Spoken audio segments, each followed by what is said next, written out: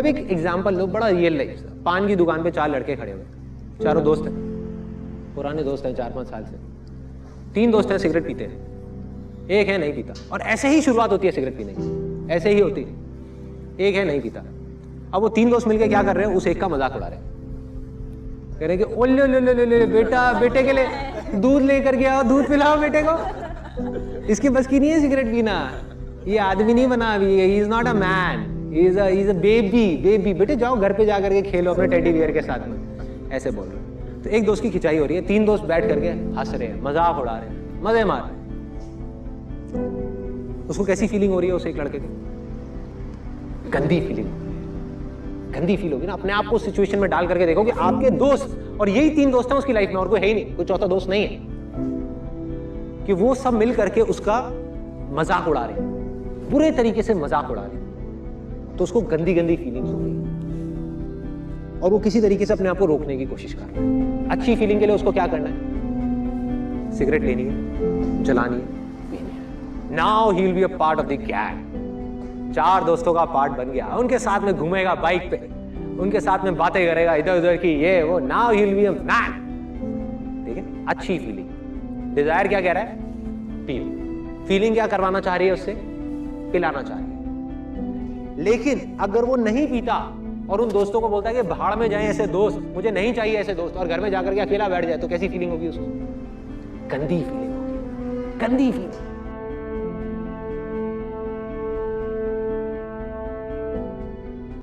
जैसे ही फीलिंग्स खराब होती है, माइंड इमीडिएटली उसकी एग्जैक्ट अपोजिट अच्छी फीलिंग ढूंढता है, एग्जैक्ट उल्टी उसकी।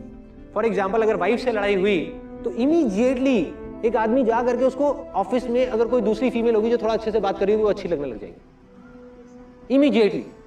या फिर वो उसको पूरा उसको ठीक करने के लिए अगर कहीं लड़ाई हुई तो जा करके खाना खाने लग जाएगा, ओवर ईटिंग करने लग जाएगा, मतलब किसी तरीके से अपनी फ्रस्ट्रेशन को निकालेगा।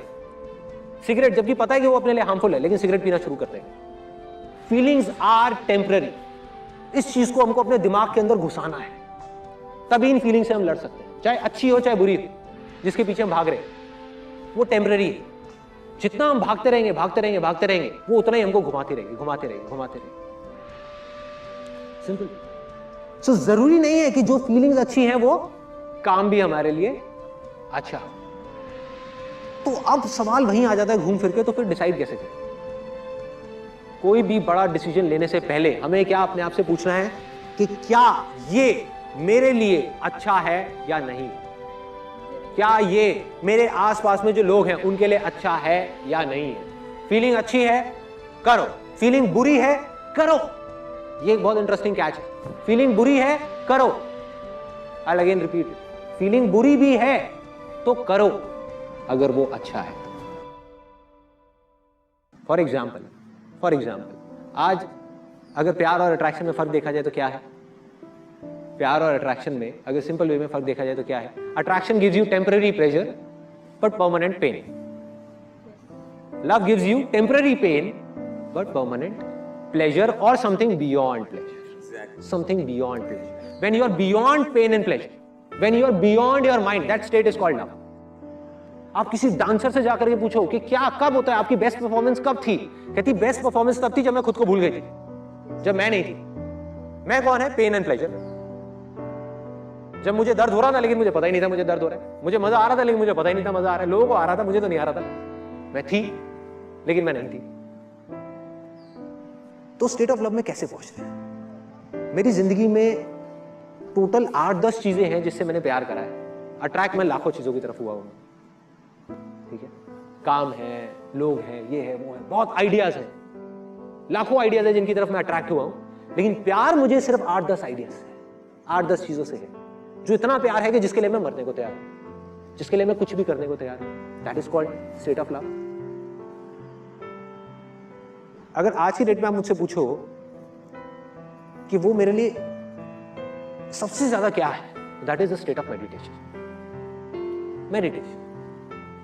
रिवाइंड करते हैं, 3 साल पीछे चले जाते हैं। मेडिटेशन मेरे से एक दिन में 10 सेकंड भी नहीं होती थी। I used to hate meditation like anything.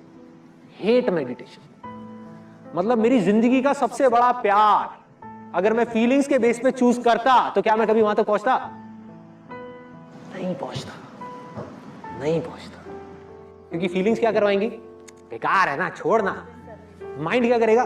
दर्द हो रहा है यार, नहीं बैठा जा रहा। जो एक आसन होता है ना, सिंपल सुख आसन, उसमें मैं 1 मिनट नहीं बैठ सकता था।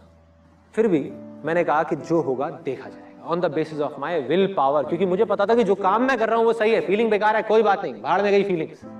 करता गया, करता गया, करता गया, करता गया, करता गया, योग करता गया, करता गया, करता गया, प्राणायाम करता गया, करता गया, करता गया, करते करते करते करते आज I can do the most complicated of asanas in yoga. तो I am not doing it for feeling yoga, I am doing it because I love doing it, because love is irrespective of feelings.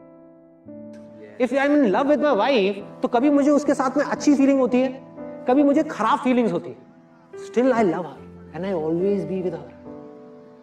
ये नहीं कि अपने कुछ फ्रेंड्स की तरह या कुछ लोगों की तरह कि जब तक फीलिंग अच्छी हो रही है तब तक प्यार है, जिस दिन फीलिंग खराब हो रही है बेकार है, डिवोर्स। ये क्या तरीका हुआ भाई? बस टेम्पररी पेन प्लेजर, बस अट्रैक्शन था। अरे नहीं भाई, प्यार means you need to be there. चाहे दर्द हो रहा है, चाहे अच्छा लग रहा है, कोई फर्क नहीं पड़ता। करना है तो करना है भाई। और मजे की बात बताऊं, आज अगर आप अपनी फीलिंग्स के अकॉर्डिंग चलते हो तो आपके हाथ में नहीं है, एक मार्केटर के हाथ में है, एक एडवर्टाइजर के हाथ में, वो आपको कैसा फील कराए। गाड़ी की कोई बढ़िया सी ऐड दिखा दे, बाइक कोई बढ़िया सी दिखा दे, चाहे आपकी बजट से बाहर होगी, आप पागल हो जाओगे। फीलिंग्स ट्रिगर होगी ना, फीलिंग्स, इमोशंस, पांचों सेंसेस के थ्रू आपके ट्रिगर कर दिए, आपके हाथ से आपका कंट्रोल गया, अब उसके हाथ में आपकी लगाम है, वो जो चाहेगा आपसे कराएगा। यही हो रहा है, यही हो रहा है। जो लोग सक्सेसफुल नहीं हो पाते किसी भी फील्ड में, वो फीलिंग्स की तरफ भागते रहते हैं। जब तक फीलिंग अच्छी हो रही है करते रहो, फीलिंग खराब हो रही है छोड़ो, कोई और चीज ढूंढो जहां पे अच्छी फीलिंग हो रही है। Bang on. You know what, जो अनसक्सेसफुल लोग होते हैं ना, वो एक दिन में अपने आप से 10 कमिटमेंट करते हैं और जिंदगी में एक भी पूरा नहीं करते, उसके एंड तक नहीं जाते। जो सक्सेसफुल लोग होते हैं वो 1 महीने में 1000 कमिटमेंट्स को छोड़ते हैं, मतलब थॉट्स को, डिजायर्स को छोड़ते हैं और सिर्फ एक कमिटमेंट करते हैं, लेकिन मरते दम तक उसको पूरा करते हैं। तो जस्ट गो फॉर इट। फिर चाहे दर्द हो रहा है, चाहे मजा आ रहा है, चाहे सक्सेस मिल रहा है, चाहे फेलियर है, चाहे फेलियर है, लगे रहो, लगे रहो, चलते रहो, छोड़ना नहीं। जो सही लग रहा है वो करते रहो, करते रहो। अब क्या करें? 2 रास्ते हैं।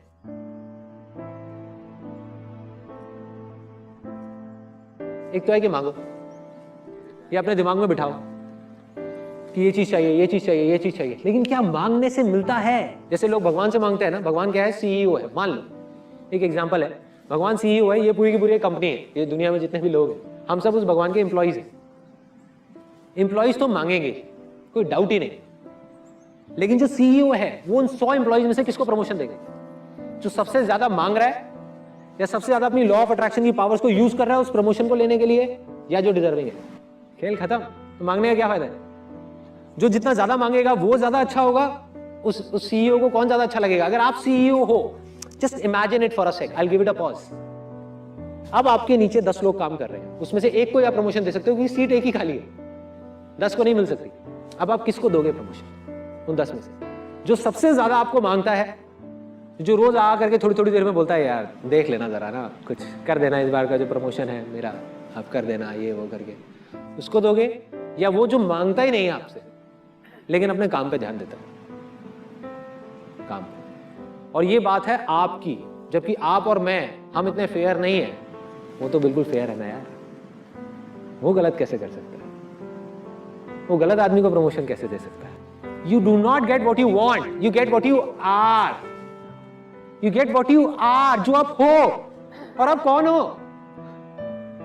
आप आपके बिलीफ्स हो, राइट?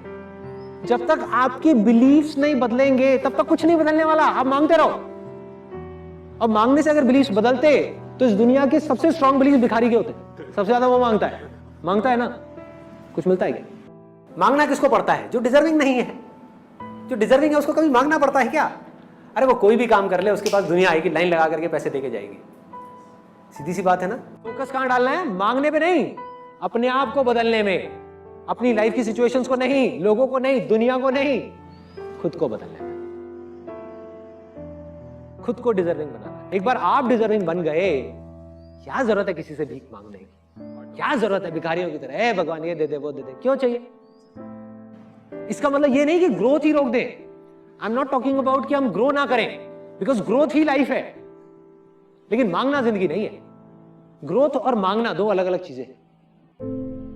मैं ये नहीं कह रहा कि आप ग्रो मत करो, या आपको गाड़ियां नहीं मिलेंगी, बंगले नहीं मिलेंगे, सब कुछ मिलेगा, सब कुछ मिलेगा, लेकिन मांगने से नहीं मिलेगा। मांगते रहो। कंपनी में जो एम्प्लॉइज मांग रहे हैं उनको मांगने से नहीं मिलेगी प्रमोशन, जो डिजर्व करेगा उसको मिलेगी। क्या है ये बिलीफ? क्या इच्छा शक्ति ही बिलीफ है, विल पावर ही बिलीफ है, या बिलीफ कुछ और है? Getting my point? क्या ये दोनों सेम है या अलग अलग चीजें हैं? एक विल पावर है एक इंसान की कि मुझे ये काम को करना है और मैं किसी भी हालत में करके रहूंगा, क्या यही बिलीफ है या बिलीफ कुछ और है? फॉर एग्जाम्पल, आपके अंदर डिजायर है, बहुत जबरदस्त डिजायर है कि मुझे ना ऑपरेशन करना है पेशेंट का, जा करके अभी किसी हॉस्पिटल में। दूसरी तरफ एक डॉक्टर है जो अभी अभी अपना MBBS करके निकला है, उसका भी एक डिजायर है कि मुझे ऑपरेशन करना है। तीसरी तरफ एक सर्जन है जिसको 15 साल का एक्सपीरियंस है, उसके अंदर कोई डिजायर नहीं है, तीनों जाकर के ऑपरेशन करते हैं। किसका ऑपरेशन सक्सेसफुल होने के चांसेस ज्यादा है? यही बिलीफ। बिलीफ इज नथिंग, इतना हुआ है बिलीफ बिलीफ बिलीफ। क्या है belief? Belief is knowledge and experience. बस फाइनली उसको एक्सपीरियंस गेन करना पड़ेगा। जितना एक्सपीरियंस उसका बढ़ता चला जाएगा उतना ही उसका बिलीफ बढ़ता चला जाएगा। तो बिलीफ को स्ट्रॉन्ग करने का क्या तरीका है? कर्म किए जा भाई। जो गीता में लिखा है हमको समझ नहीं आ रहा, लोग उसका मतलब ये निकाल रहे हैं कि इसका मतलब फल नहीं मिलेगा। ये नहीं है, ये फल मिलने का ही एक रास्ता है। The more you learn the more stronger will be your belief. जितना स्ट्रॉन्ग आपका बिलीफ होगा उतने स्ट्रॉन्ग आप होगे, उतने स्ट्रॉन्ग आपका माइंड होगा, उतनी स्ट्रॉन्ग आपकी बॉडी होगी। जितने स्ट्रॉन्ग आप बनते चले जाओगे उतनी ही बड़ी सक्सेस होगी। तो अगर आपको अपनी जिंदगी में कुछ भी बदलना है तो फीलिंग्स के अकॉर्डिंग अगर आप चले तो कुछ नहीं बदलने वाला। आपको बिलीफ को बदलना है, बिलीफ को बदला फीलिंग्स बदलेंगे, फीलिंग्स बदला इमोशंस बदलेंगे, इमोशंस बदला एनर्जी बदलेगी, एनर्जी बदली आप बदलेंगे।